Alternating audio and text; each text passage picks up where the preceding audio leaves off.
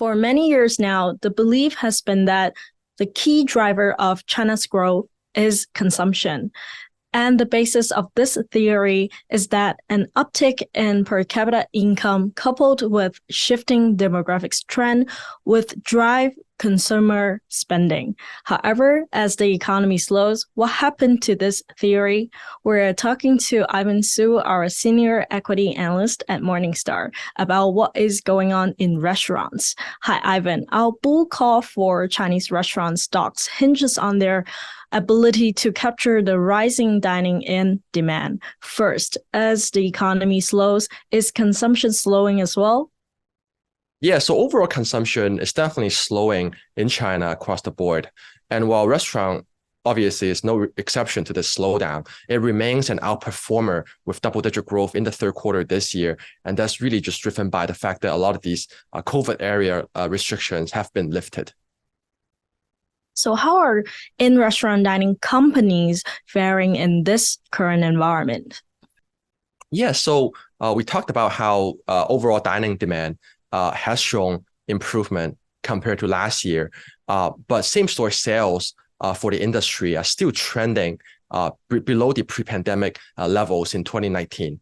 And this is because Chinese consumers are still feeling uncertain about the future, so they choose to spend less on dining out. And the negative impact of their cautious spending patterns have negatively impacted restaurants in the industry. Right, let's move on to talk about some individual names. Ivan, you just came back from Yumchina's Investor Day in Xi'an, and tell us what is new. Yeah, so we came out of the Investor Day feeling pretty optimistic about the company's long-term outlook. During the Investor Day, Yumchina committed to delivering double-digit revenue growth over the next 3 years, and they said that they will be able to do that by taking a larger share of the restaurant market. And we think that they will be able to achieve this goal, and this will be done through mainly two ways. One, it's them opening up more KFCs and Pizza Huts across the more than 1,000 lower tier cities in China that currently do not have any of its restaurants present. And number two, they will be working more closely with franchisees to establish more strongholds in strategic locations. So basically places such as highway rest areas, hospitals, college campuses, and tourist attractions. So with these two drivers in mind, we continue to like Yumchina's stock and view its shares as undervalued. And you recently initiated coverage of 3 other Chinese restaurant stocks where Haidilao trades an overvaluation and Jiumaojiu is closest to getting its narrow moat rating. So how do these compare with our best idea, Yumchina?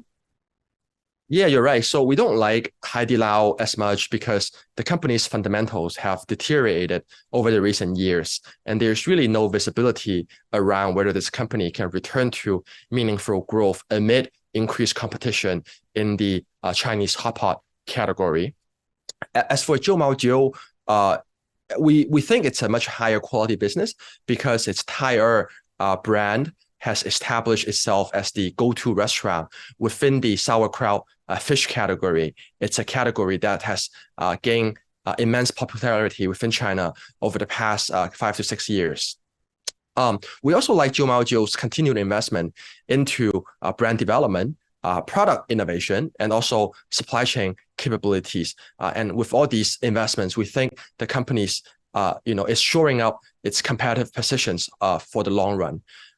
As it pertains to how they compare to Yumchina, these are very different concepts, right? Yumchina is the largest quick service dining concept in China. It has been in China for about 30 years, while the other Chinese concepts haven't been in the business for nearly as long. So from a just track record perspective, we think Yumchina is a much better positioned company. And then the company Yumchina also has its own supply chain capabilities, which help its restaurants to secure lower food costs and also a faster manual refresh. So we think these factors will drive Yumchina's continued outperformance in the industry over the long run.